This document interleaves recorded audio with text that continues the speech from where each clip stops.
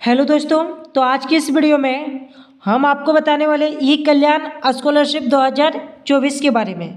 यदि आप भी ई कल्याण में अपना ऑनलाइन रजिस्ट्रेशन करना चाहते हैं तो उसके लिए आपको जो डॉक्यूमेंट्स है वह क्या क्या लगेगा और जो इनकम सर्टिफिकेट का वैलिड है वह कितना मंथ तक होना चाहिए, इस वीडियो में हम आपको बताने वाले हैं।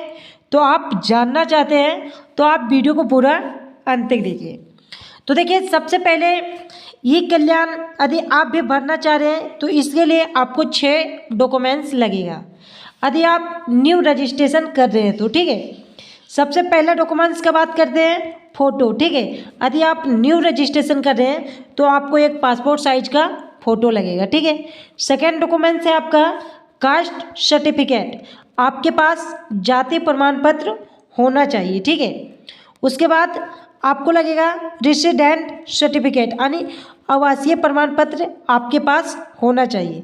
देखिए, ये 1 से 2 साल का भी पुराना है तो चल जाएगा, इससे आपका जो फॉर्म है वह रिजेक्ट नहीं होगा। ठीक है, चौथा डॉक्यूमेंट्स आपके पास लगेगा वो है इनकम सर्टिफिकेट। आप देखिए, मेन पॉइंट है इनकम सर्टिफिकेट। ठीक है, आपका जो इनकम सर्टिफिकेट होना चाहिए वह 1 सितंबर, ठीक है, 1 सितंबर 2023 के बाद होना चाहिए। यदि आपका इनकम सर्टिफिकेट 1 सितंबर 2023, यानी वहाँ पे आप देखिएगा इनकम सर्टिफिकेट में यदि उसका डेट ऑफ इशू 1 सितंबर 2023 के बाद है तो आपका जो इनकम सर्टिफिकेट है वह वैलिड होगा। यदि 1 सितंबर 2023 से पहले है तो आपका जो इनकम सर्टिफिकेट है वह रिजेक्ट हो गया है। आप इसको ई कल्याण में जो इनकम सर्टिफिकेट है वह नहीं डालिएगा, नहीं तो आपका जो फॉर्म है वह भी रिजेक्ट हो जाएगा, जिससे आपको जो पैसा है वह नहीं मिल पाएगा। पाँचवा नंबर की बात करते हैं, पाँचवा डॉक्यूमेंट से बोनाफाइड। अब बात करते हैं कि बोनाफाइड आपको कहाँ मिलेगा। तो देखिए, बोनाफाइड आपको कॉलेज में मिलेगा। आप कॉलेज जाइए और वहाँ पे बोलिएगा सर हमको ई कल्याण स्कॉलरशिप भरना है, हमको बोनाफाइड दीजिए, तो आपको जो बोनाफाइड है वह सर दे देंगे। ठीक है, छठा डॉक्यूमेंट्स है प्रीवियस ईयर मार्कशीट।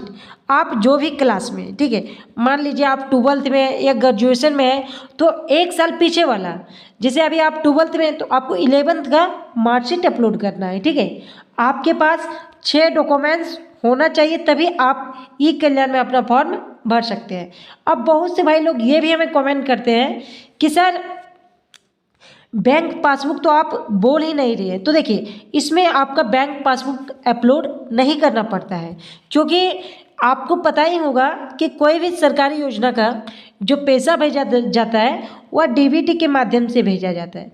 ये डीबीटी क्या है तो आप समझ लीजिए, डायरेक्ट बेनिफिट ट्रांसफ़र। इसका मतलब हुआ कि आपका आधार कार्ड, आप आधार कार्ड वहाँ पे नंबर डाल रहे हैं तो आपका जो डाटा है वो आधार कार्ड से ही उठाया जा रहा है, तो आपको जो पैसा है वह आधार कार्ड नंबर से भेजा जाएगा। अब कैसे आएगा आपके बैंक में, तो आपको चेक करना है कि आपके बैंक में कौन सा डीबीटी लिंक है, कौन सा बैंक का लिंक है। ठीक है, यदि आपका बैंक में डीबीटी लिंक होगा तो आपको जो पैसा है वह मिल जाएगा। अब बहुत से भाई लोग क्या करते हैं, उसका डीबीटी लिंक ही नहीं रहता है।